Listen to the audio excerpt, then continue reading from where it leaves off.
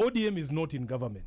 I don't know how many times I'm going to have to say this, but I understand the frustration that has been expressed by Mika and even with other people. People are disappointed. They're saying we took advantage of the young people and the young protesters. Yeah. But Ali, context and history is important. Yeah. Let me tell you that we in 2023, and you saw all of those things. In 2023, we led protests in Nairobi against the very same government and basically having the same issues. Over 100 people died, Ali. Over 100 people died during the protests that were being led by ODM and the opposition. No life is greater than the other, and we don't mean to demean the achievements of the young people. But it is not just these 60 that have died. And every time that we speak, we say that justice is to be found for every single person who has died in protest since 2022, the election. But there is no day, we as ODM, and I want to speak authoritatively as SG, we have not told the young people to stop going to the streets. We cannot object. Even today, if they decided that they were going to kick out Ruto plus Mbadi and plus who else, Oparanya, let them do it. Nobody has said that you are now a stop from doing those protests because it was led by them. There is an action by the political class should not affect you because they were doing it without us anyway. Yes. Now, we come to this conversation about whether ODM has joined government or not. I will give you the example of what happened in South Africa. After the elections in SA, when the ANC realized they didn't have a majority, they sat down on a table like this with the DA and they hammered out a deal during which you have a conversation about we have different perspectives about life and the priorities for the people. Which ones are you willing to give up and which ones am I going to give up? So that we come up with a fresh document, a fresh manifesto. We shred the UDA manifesto, shred the Azimio manifesto, come up with a manifesto that will address the issues of the young people. That process has never happened. If there was a deal between UDA and the ODM, I would know because as a Secretary General, I am the one to sign that deal.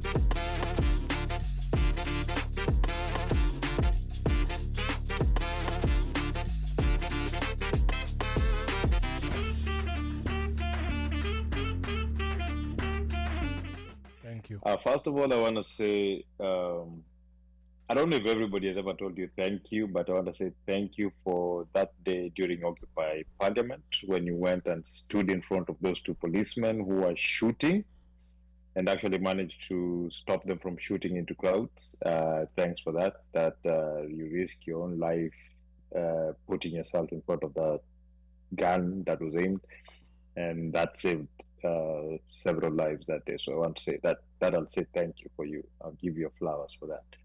Now, Mike, I know swali yangu, my question is more on in terms of as where Val is coming from, where everybody's else, and I'm sure 99% of the listeners here actually would like to speak more about what happened after the demonstration. Like we were told, you guys were there with us for the first days, and then all of a sudden we were told the party leader Baba akaambiwa kaa home, akasema anakaa home.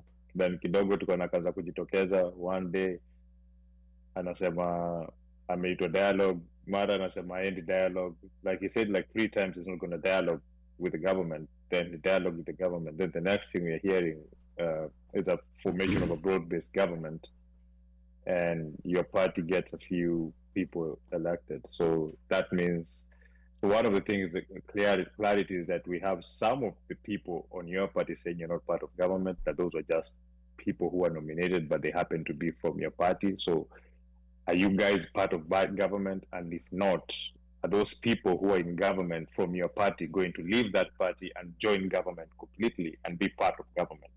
So that you know a clarity on where ODM stands in terms of serving the people, or is it in terms of part of the government? And then another thing is that now that you're part of if you are part of the government and now you're part of the government, what are you going to ensure that you are supporting during the demonstration? And now we can see some members of your party like Mbadi supporting parts of the finance bill that were actually the contentious part that people didn't want. And is that the stand of your party? And in this time, tukubali tumechezwa ama tukubali kuna vitu enda kufanyika? Because at the end of the day, a lot was brought out. But kenye ilifanyika ni hiyo punda ilienda ikaoshwa ikarudi. and everything just seems to be the same. The only difference is the people who lost their lives and the people who were hurt and maimed. Thank you. Okay, asante sana. Mika, now callers, stay tuned. Yes, you're next. What are the last four numbers of the next call? 3178 and 2059. So 3178 and 2059 in that order. We're going to come to you. But we're going to give an opportunity to Senator to first of all answer those questions that came in thick and fast from Mika and from the people who are commenting on both Facebook and YouTube. Senator. Yeah, let me start with Mika. Thank you for your kind words. Yes, there were many people who expressed gratitude and support for what I tried to do on the 25th of June, which was one of the darkest days in the history of Parliament and in the history of the country. It was very heartbreaking to see, police firing live rounds into a group of young people who were trying to access Parliament. And my going there was to try and have a conversation with him and tell them that, in fact, Parliament buildings is just that. They are just buildings. Even if they are burnt down or brought down, we can always rebuild them. But you cannot rebuild a life once a life has been lost. And sadly, I couldn't do enough because, unfortunately, almost 8 people were shot outside Parliament. Okay. And we continue to commiserate with their families of the ones who lost their lives. And I wish that I could have done more so that nobody died that day. I was willing to go and speak to the young people there to just go. Nobody needed to die there. And my position continues to be, Ali, that nobody needs to die at a protest. Nobody needs to die at a protest. And you will see that ever since that day, we have pushed very hard the speakers of the 2 houses of Parliament to now provide a square for protests inside Bunge. Because as it is right now, people protest on Parliament Road out there, and then members of Parliament walk out to the road there and then receive petitions. Because Parliament is supposed to be accessible to the people, we need to find a way to make sure that people can peacefully protest at Parliament and nobody needs to die. I at least have a commitment from the Speaker of the Senate, Kingi, that the institution of Parliament is looking to set aside a space where people can come and protest daily. When I was at the DNC, when you go into the convention center itself, there were people there protesting all sorts of causes. There were people protesting the war in Gaza, the pro-Palestinian protesters, the people protesting against abortion and some of the things that the Democratic Party stands for. But they are peaceful and they are let alone. Nobody bothers with them. They do their own protest and after that they go. We want to have a situation in our country where people can protest and express frustration, present petitions without anybody having to die. And I'm happy that at least in Parliament they are considering that. Now, ODM is not in government. I don't know how many times I'm going to have to say this, but I understand the frustration that has been expressed by Mika and even with other people. People are disappointed. They're saying we took advantage of the young people and the young protesters. But Ali, context and history is important. Let me tell you that we in 2023, and you saw all of those things, in 2023 we led protests in Nairobi against the very same government and basically having the same issues. Over 100 people died, Ali. Over 100 people died during the protests that were being led by ODM and the opposition. No life is greater than the other, and we don't mean to demean the achievements of the young people. But it is not just these 60 that have died. And every time that we speak, we say that justice is to be found for every single person who has died in protest since 2022, the election. So the point that I want to make is this. If we lost 100 people, over 100 people in our protest, Ali, and we didn't join government, when the opportunity was there for people to have a conversation, we never brought ourselves to the table or our issues to the table. It is out of the NADCO conversations that came out of the protests we led that we have seen some advancement on some of the issues that Kenyans were raising, including, number one, Ali, we have now concluded a new law on IEBC. It came from a discussion between government and opposition, and it was a structured discussion. If you remember, I was part of the initial team that was representing Azimio. I pulled out when I realized Kina Khalwale were dragging their feet. And when the second team was put in place that was led by Kalonzo, they achieved some things. We have made some milestones out of conversations with government, the NADCO conversations, including amendments to the elections laws, that will now make it mandatory that if you are IEBC and you procure technology for elections, you must buy that technology so that we will never be told that we can't audit our servers because of IP laws. That is contained in an amendment that is before Parliament now. It came from that discussion. Now, let me ask you, when did we start being greedy? But During the 2023 negotiations, why didn't we present names to cabinet? Let me pause you. Let me pause you there for a moment. Yes. Into why, and now let me not even now speak as the host of the One Mic Show. Because on this show we're usually open about like our politics and our political choices. Yes. I'll tell you, me personally, like I voted for Baba. Yeah. Since I was able to, since 2007. Yeah. Bakaleo, I voted for Baba in all the elections. Yeah. So I'm in multiple groups, ODM groups, Azimio groups, with people back home, with people over here. Yes. So I just want to explain to you, and you've already talked to a lot of people, but I just want to explain to you where people are coming from. And I understand the semantics of it wasn't ODM, it was these 4 I 5 have not individuals. even come to that. You should Yeah. have waited for me to explain, and Yeah. then you'll give me your perspective. But I was just giving you background and historical context that in fact it is an unfair accusation, although I understand where people are coming from. Ali, I will ask you a question. yes. Between the period where after the last protest, say it's June 25th, and I'm telling you, all of us were supporting these young people. Yeah. We wanted them to succeed without anyone having to die, because that is what the Constitution says. On the 25th of June, I thought that they had come the closest, and I wish they never broke their momentum. I wish they had gone on. During that entire period, we were being told as politicians to stay away. We were doing our very little things here and there, undercovers.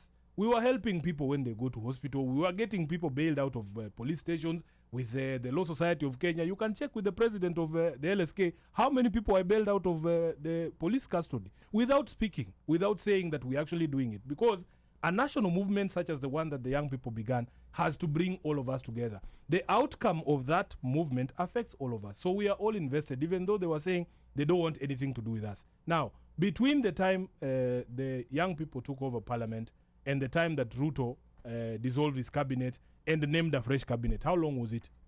I think that was it was like was it a 2-week period? It was a very It short was time. longer than 2 weeks. It was 3 weeks. It was longer than 2 weeks, and that's what I'm telling you, Yeah. that there is no day, we as ODM, Yeah. and I want to speak authoritatively as SG, we have not told the young people to stop going to the streets. We cannot object. Even today, if they decided that they were going to kick out Ruto plus Mbadi and plus who else, Oparanya, let them do it. Nobody has said that you are now a stop from doing those protests, because it was led by them. There is an action by the political class should not affect you, because they were doing it without us anyway. Yes. Now, we come to this conversation about whether ODM has joined government or not. I will give you the example of what happened in South Africa. After the elections in SA, when the ANC realized they didn't have a majority, they sat down on a table like this with the DA and they hammered out a deal during which you have a conversation about we have different perspectives about life and the priorities for the people. Which ones are you willing to give up and which ones am I going to give up? So that we come up with a fresh document, a fresh manifesto. We shred the UDA manifesto, shred the Azimio manifesto, come up with a manifesto that will address the issues of the young people. That process has never happened. If there was a deal between UDA and ODM, I would know, because as a Secretary General, I am the one to sign that deal. There is no such deal.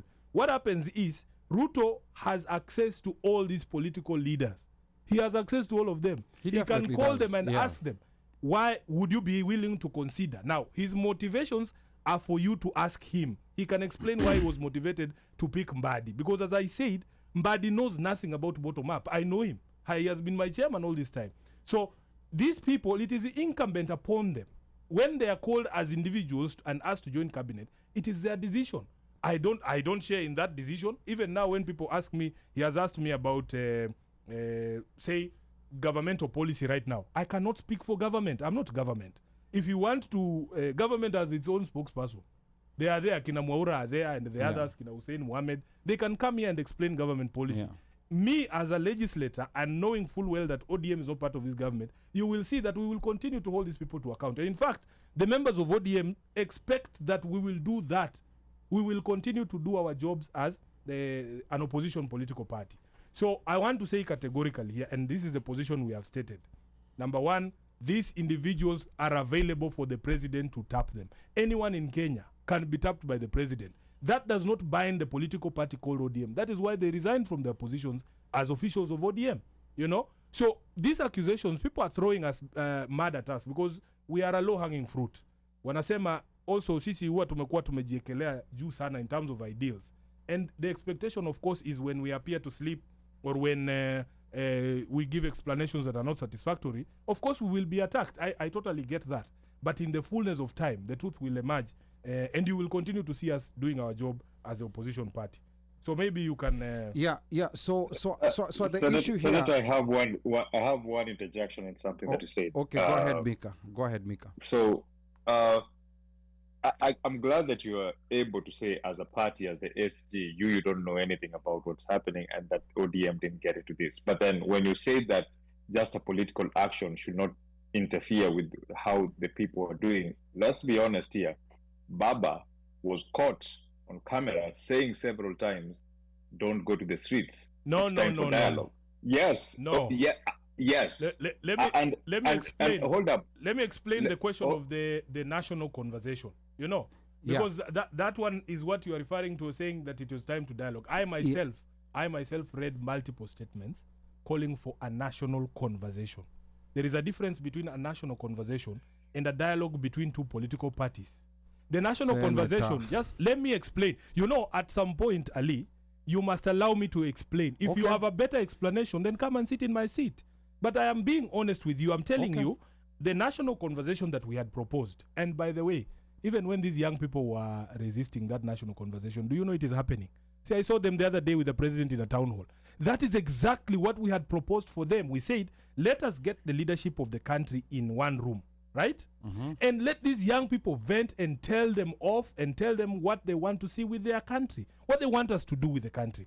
But we could not continue in that situation where Ruto is not going and the young people are not relenting. Nairobi is a ghost town every single day. I represent people both at the lower spectrum of life and at the high spectrum. I represent individuals. I represent businesses. The CBD being closed for weeks on end is not something that any leader wants to see. How do you resolve the impasse? We said, can these young people, if you are going to do it, please do it. We support you. But if it is not going to happen, what is the alternative? We have to sit down and talk. And we were not talking about people getting positions in government. I can tell you, Ali, that nothing has changed. The anger that the young people had is still there because we have not seen any commitment from Ruto to make any changes. Appointing Mbadi, it does not address the issues that the youth have raised. And for as long as those issues are not addressed, this issue is not going to go away. But you have to have a conversation. You have to have a conversation as a country. Okay,